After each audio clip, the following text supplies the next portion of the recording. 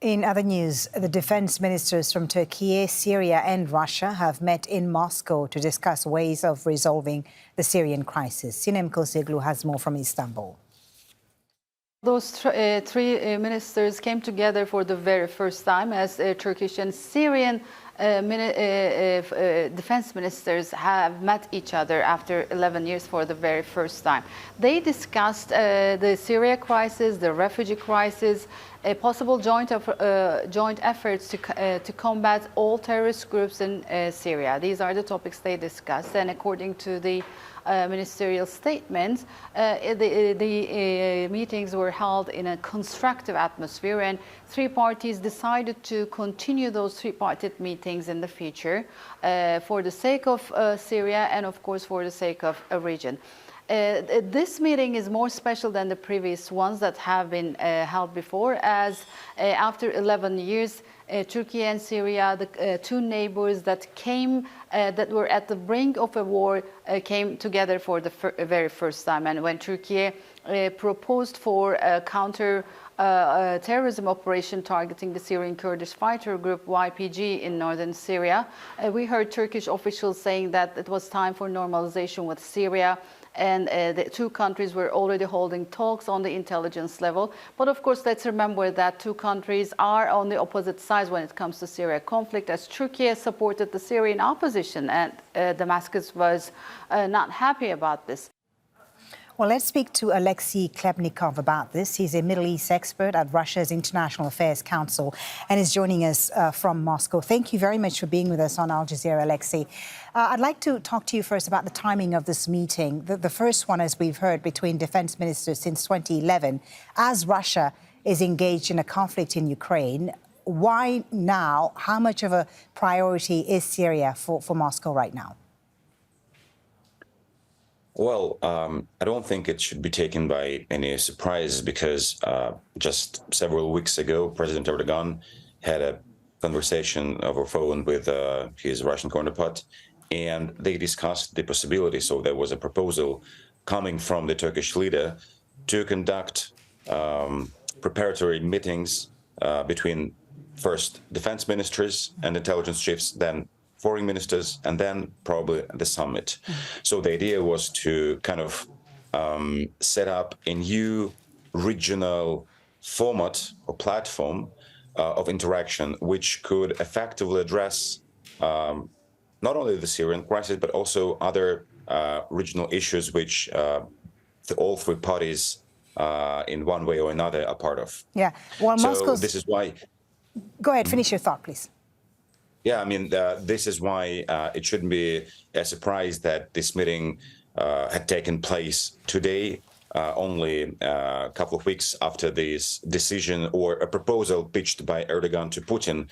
And it's a good and probably a positive signal that it's the first, like, a testing step for this. And probably in the new coming year, we will see the meetings of three foreign ministers. Okay. And later, probably, no one knows, either before or after elections in Turkey, summit of three leaders. Okay. Now, Moscow's decision, Alexei, to intervene militarily in Syria in 2015 effectively preserved the Assad regime, while Turkey, as we've heard, has been supporting the Syrian opposition.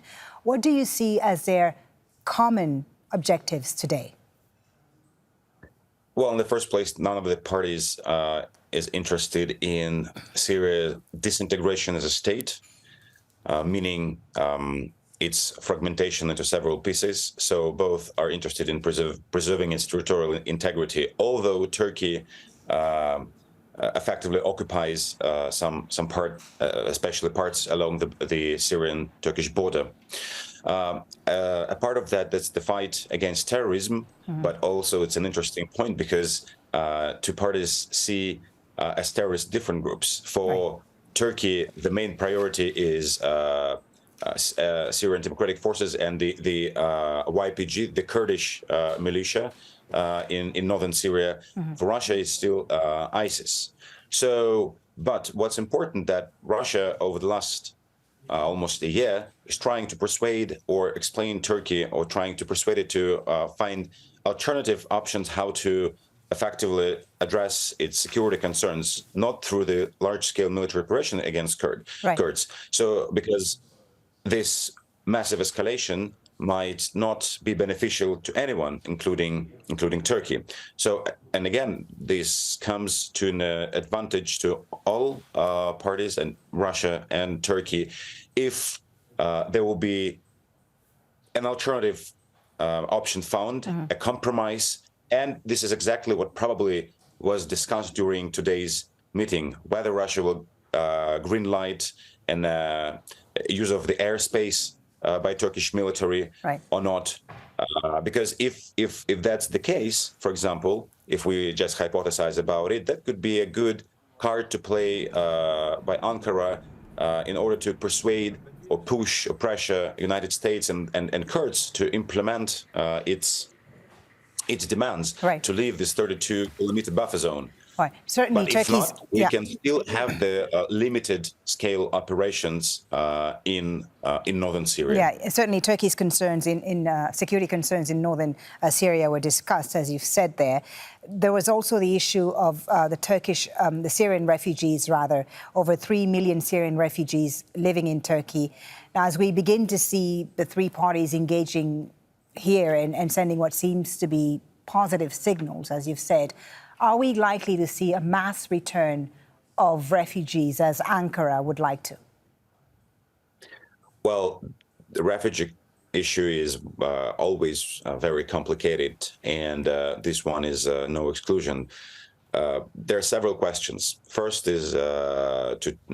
question is to Turkey: how exactly it plans to move millions of refugees from its own territory back to Syria.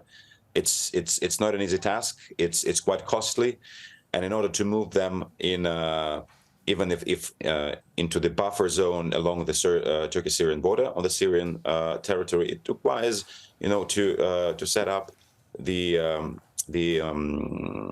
infrastructure, administration, and environment for those people. If that won't be, if that doesn't succeed, then those millions of people relocated back into their own country, but being based in those areas, will be marginalized. The socioeconomic situation in the country is very drastic, and the economic burden and problems will only increase, and that will deteriorate the situation, lead to the destabilization, their marginalization.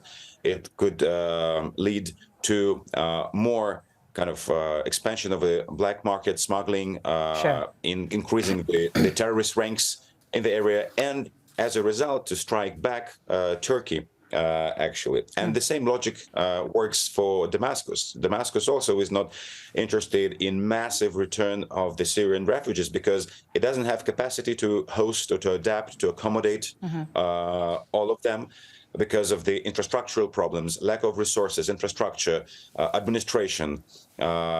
Simply households are not ready to re-accommodate back the Syrian citizens. Thank you so much. It's a very complex and complicated issue. Indeed. Thank you so much, Alexei, for talking to us about this. Alexei Klebnikov joining us there from Moscow.